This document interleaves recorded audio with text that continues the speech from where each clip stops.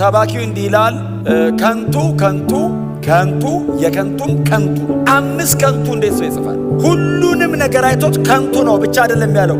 ገንዘብን ፈለግኩ አለ፣ አገኘሁት አለ። ጥበብን አለ ፈለግኳት አለ። የምድር መሰረት ድረስ ወርጄ ነው የፈለግኳት አለ። የምድር መሰረት እንዴት እንደወረደ አላውቅም።